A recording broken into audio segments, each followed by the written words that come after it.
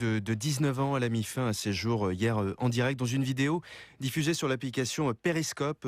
Quelques centaines de spectateurs, followers connectés ont assisté à cette scène. La jeune femme habitait depuis peu Aigli, donc dans l'Essonne, apparemment seule. Ses parents vivent dans le département. Quelques heures avant les faits, elle a commencé à mettre en scène, en quelque sorte, la préparation de son acte en annonçant aux personnes qui la suivaient sur Periscope qu'elle devait faire quelque chose en live, quelque chose, je la cite, qui n'est pas fait pour faire le buzz, mais pour faire réagir et ouvrir les esprits, c'est ses mots. En réalité, la jeune femme annonce sans le dire ouvertement son futur suicide aux utilisateurs de cette application de diffusion de vidéos en direct. Selon des témoins contactés par France Info ce matin, juste avant les faits, elle évoque un viol et donne l'identité et les coordonnées de l'auteur des faits avant de mettre fin à ses jours. Des utilisateurs ont reconnu au moment de cette vidéo la gare d'Aigli et contacté la gendarmerie, mais il était déjà trop tard. Alors sur place, une fois la mort constatée, les secours et les gendarmes ont pu récupérer l'enregistrement par les caméras de la gare de ce suicide, les caméras de vidéosurveillance,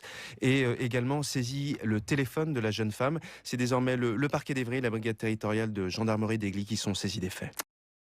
Un viol et donne l'identité et les coordonnées de l'auteur des faits avant de mettre fin à ses jours. Des utilisateurs ont reconnu au moment de cette vidéo la gare d'Aigli et Contact Femme annonce sans le dire ouvertement son futur suicide aux utilisateurs de cette application de diffusion de vidéos en direct. Selon des témoins contactés par France Info ce matin, juste avant les faits, elle évoque de 19 ans, elle a mis fin à ses jours hier en direct dans une vidéo diffusée sur l'application Periscope. Quelques centaines de spectateurs, followers connectés ont assisté à cette scène. La jeune femme habitait depuis peu Aigli, donc dans l'Essonne, apparemment seule. Ses parents vivent dans le département. Quelques heures avant les faits, elle a commencé à mettre en scène, en quelque sorte, la préparation de son acte en annonçant aux personnes qui la suivaient sur Periscope qu'elle devait faire quelque chose en live, quelque chose, je la cite, qui n'est pas fait pour faire le buzz, mais pour faire réagir et ouvrir les esprits, c'est ses mots. En réalité, la jeune